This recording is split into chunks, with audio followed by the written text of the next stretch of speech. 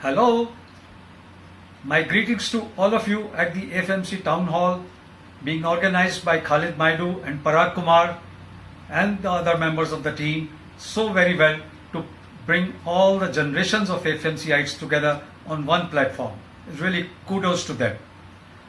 Friends, I am Ravi Tuli from C Batch and I've been invited to talk on my journey through FMC, especially having been the designer of the College Week, and from there on the journey to holistic medicine. Friends, I am from C Batch, my AFG number is 356, but I claim to be the first person ever to make FMC as my target alma mater. It was the May of 1962. I just completed my school boards with engineering group of subjects and had returned in spite of knowing that I had a vision of 6 by 60. I had for my passion went to SSB for the NDA 27 course and came back. When I read a newspaper report that Mr. V.K. Krishna Menon, the then Defence Minister, was going to inaugurate the Armed Forces Medical College at Pune, which is going to be the first college of its kind anywhere in the world to produce doctors exclusively for the three wings of the armed forces. I say, having checked the medical standards for my vision, I changed my subjects, spent an extra year to do pre-medical at Delhi's Hindu College, and by the divine grace I did land up in 1964 among the first few of the stipendiary students. Well,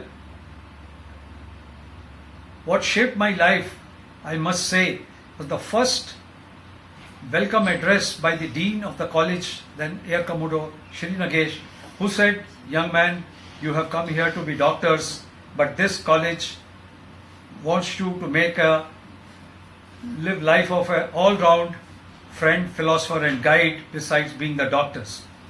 And he said, "You are going to be officers and lead from the front." And later I learned the qualities of an officer that imbibes one who has got officer-like leadership qualities, who has a mind of his own to imagine, to innovate, to improvise, implement, and keep on improving all the time. He is disciplined enough to follow the given track, but has the mind to create and leave his own footsteps.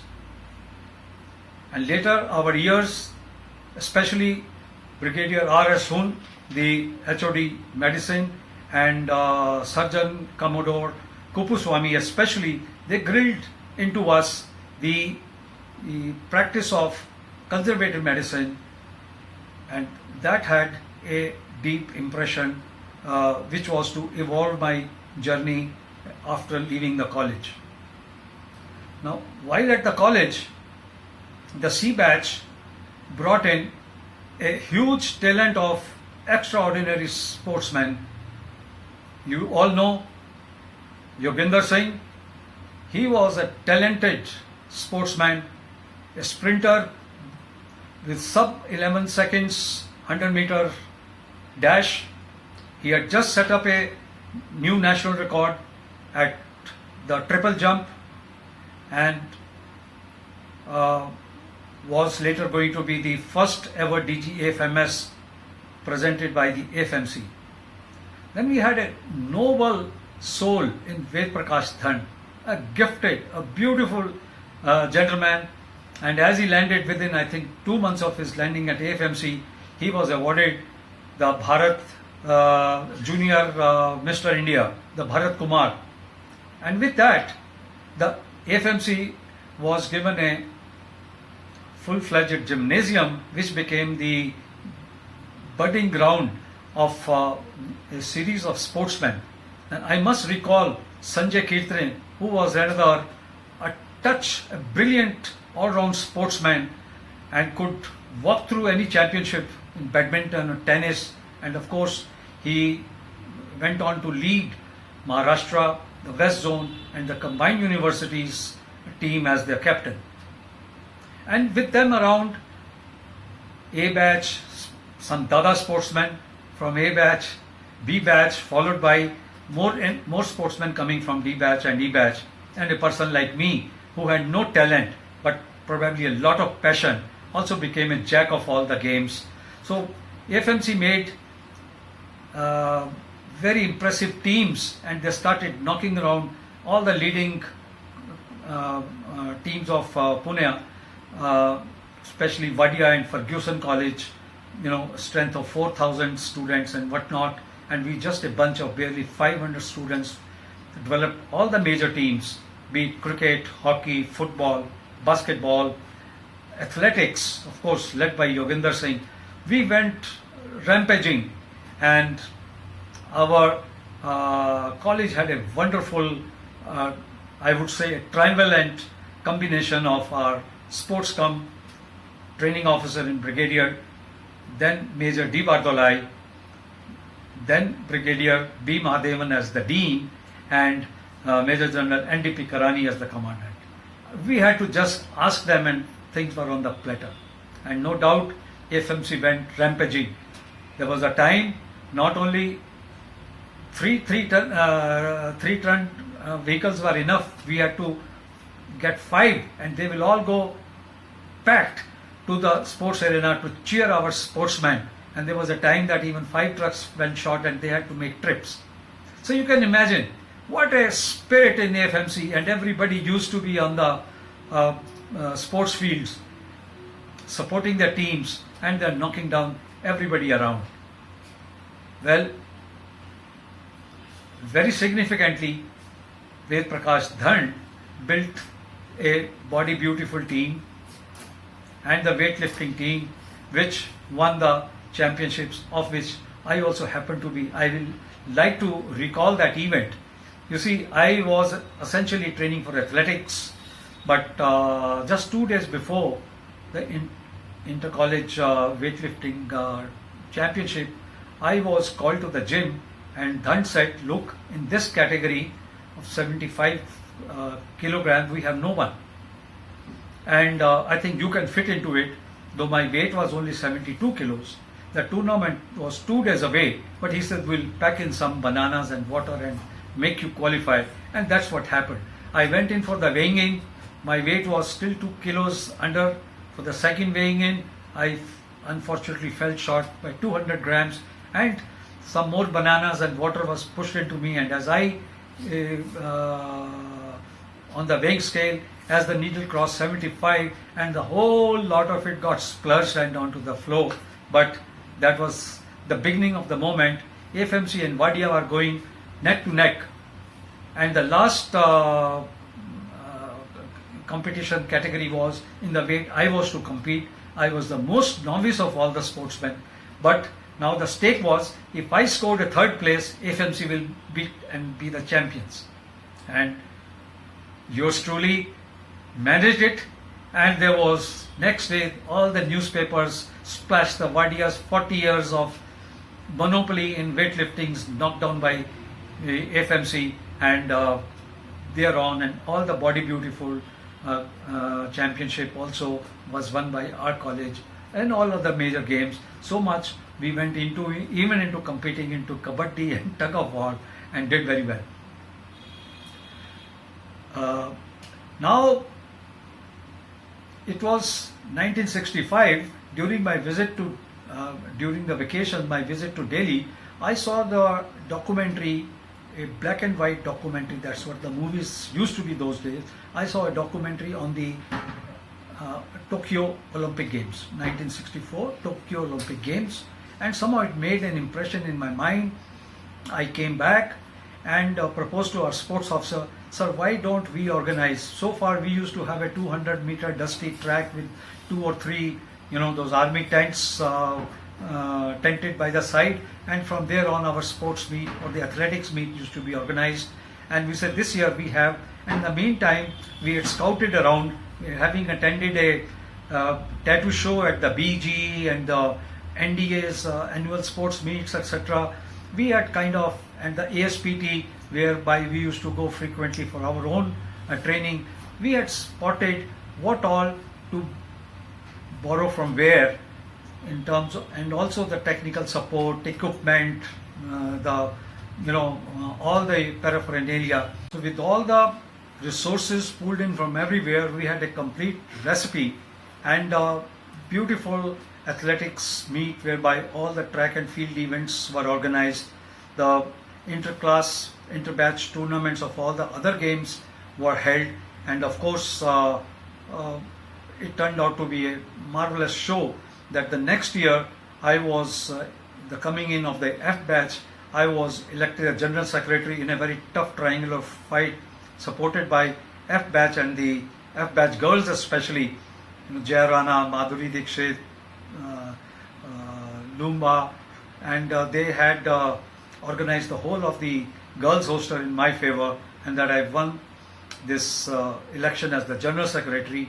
And of course the previous year's experience added on, and this time the triumvirate management went all the way to help us.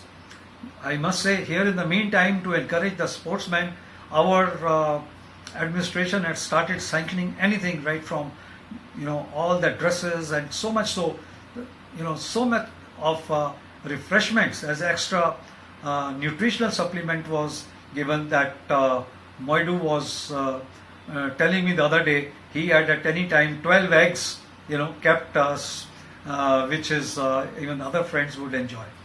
So in short, this year it was decided to make the whole event into a college week, whereas only activity will be sports. There will be inter-batch tournaments among all the batches, and of course the annual that variety entertainment show with a bunch of lovely, an excellent FMC band with put in all the dramatic talents, etc. A inter-batch debate was organized. The exhibition of paintings, photography, coins, and things like that. So it all turned out to be a beautiful show, and of course the sports meet came out to be so good. And because of the previous year's experience, this time the Southern Command Army Commander, General Officer Commanding in Chief Lieutenant General Moti Sagar was the chief guest, and he was impressed. I mean, everybody was impressed to see the level of not only the decor and the arrangements, but the competition, the spirit. Not an FMCI, it was left with the hostel. Everybody was on the ground. If not competing actively, is doing the job of a linesman or an umpire or a referee, and even looking after the receiving of the guests, doing the ushering duties, the organizing the the high tea which was laid down for the guests and all the students at the end. So in a way it was a total participation, and General Moti Sagar in his speech commented that this institution should be called Armed Forces Sports College. I'm so impressed. That was the grooming of all of us as all-rounders, and thereon we went on, and it was a great joy. So I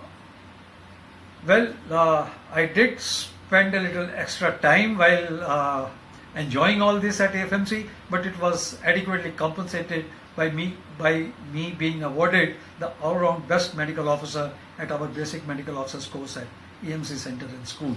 And from there on, I was seconded to the Indian Air Force, and after initial training in aviation medicine, we qualified to be what in US they call the flight surgeon.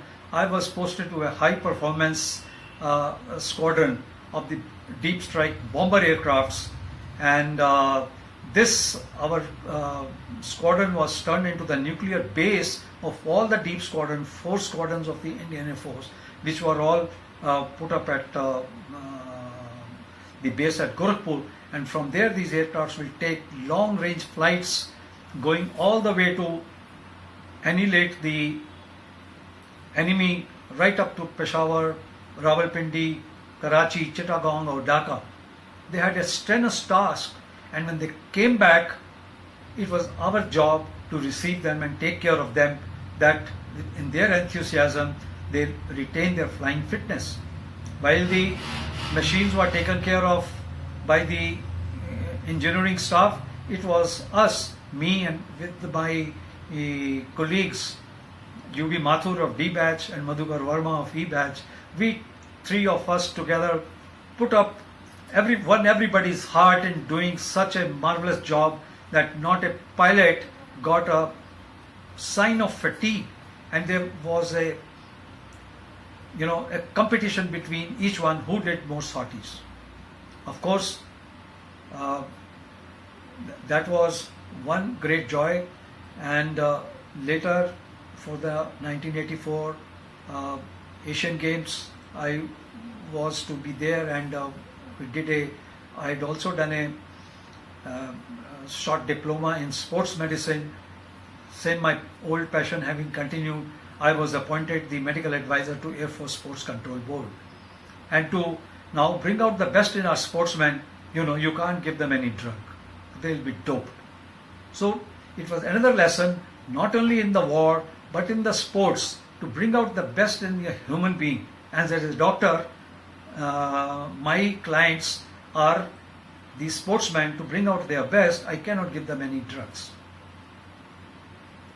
So this served as the base, and later when I was picked up to do my MD in internal medicine at Delhi's Army Hospital R&R, I picked up the subject which confirmed that STT wave changes in the air crew. Since 1971, all the air crew in the Indian Air Force was being subjected to what used to be then called the double masters stress test. And about 100 pilots had been grounded because of the various specific or non-specific STT wave changes. Nobody knew about it. So my study, my thesis under the guide of Colonel Narayanan, then HOD and senior advisor cardiology at the R&R, brought out that by eliminating the risk factors, the STT wave changes could be reversed. And even the people, they attained higher levels of health and efficiency. So my guide was very happy with me, and he said, "You are an automatic cardiologist." In those days, this DM cardiology, etc. had not started. That you automatically qualify to be not a physician but a cardiologist also.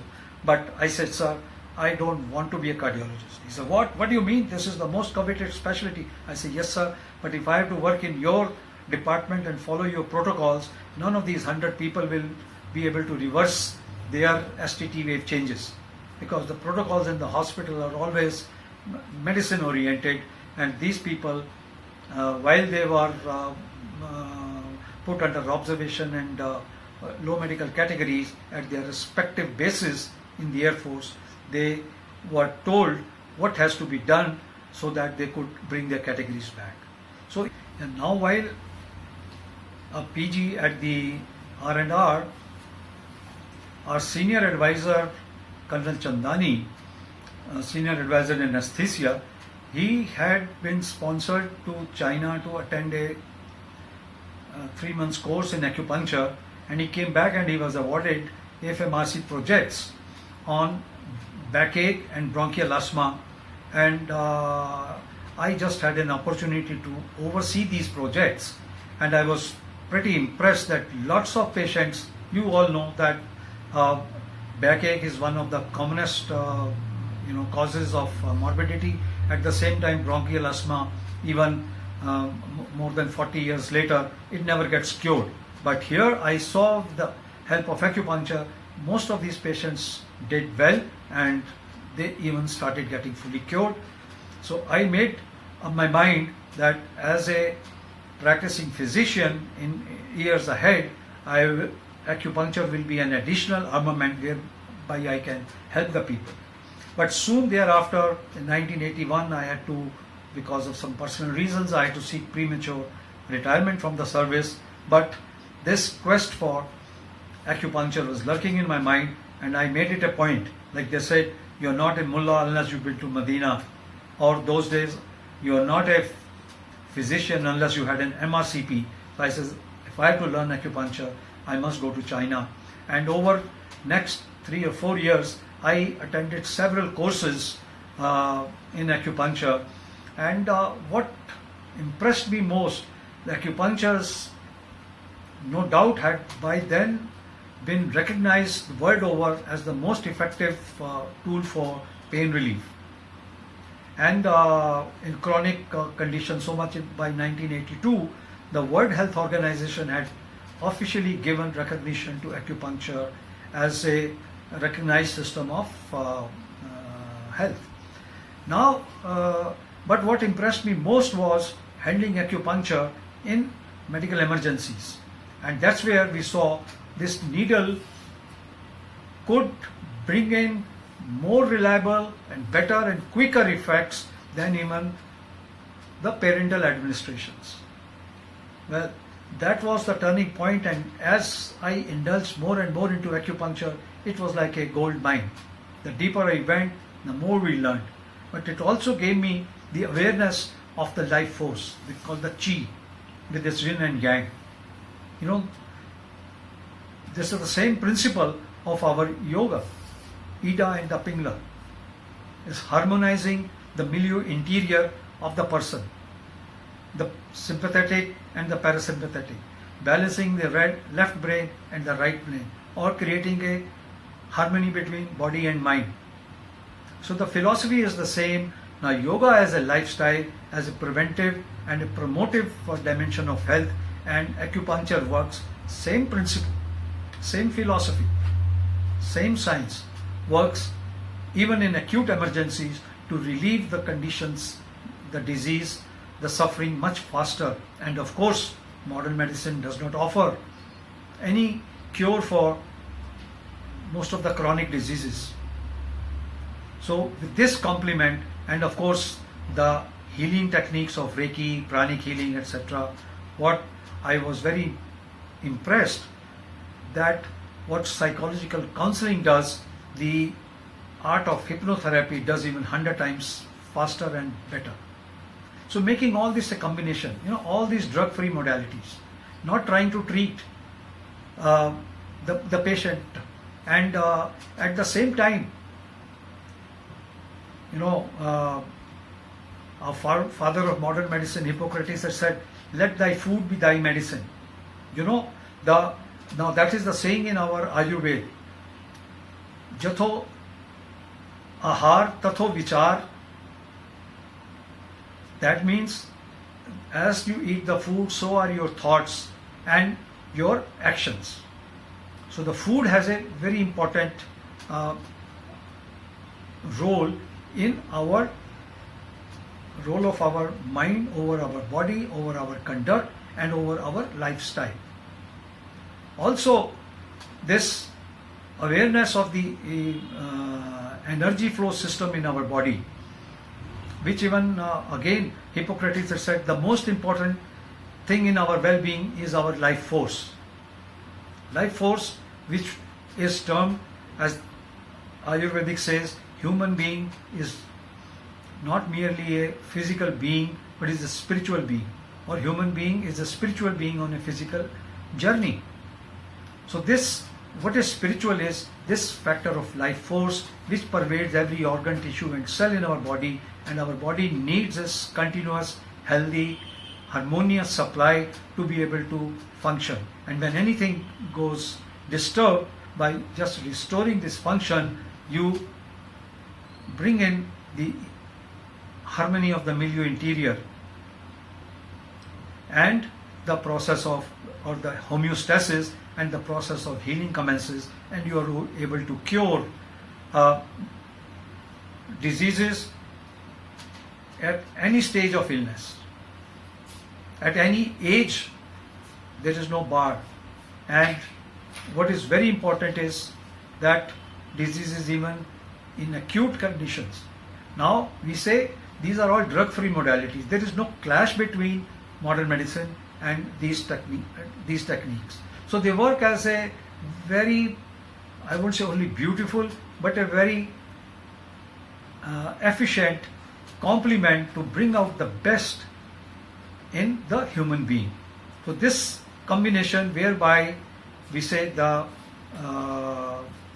evidence-based science of modern medicine is complemented with the age-old wisdom of the ancient or the traditional systems of health, when they are put together, that helps us to bring the best and cure the vast range of conventionally incurable diseases.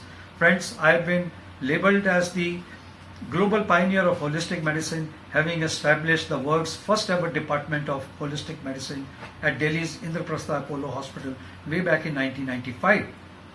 And my clients have included right from the presidents, the two prime ministers, down the governors, chief ministers, the chief justices of Supreme Court and high courts, diplomats, bureaucrats, chiefs of services, etc. And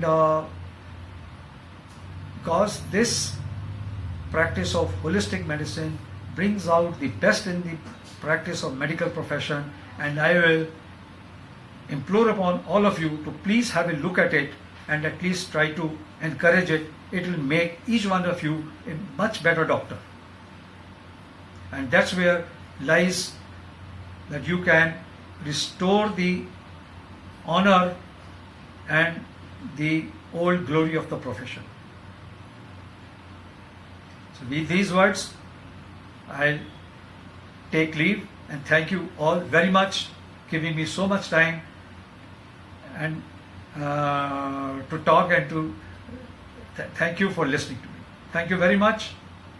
At the end, BJ Chapatli.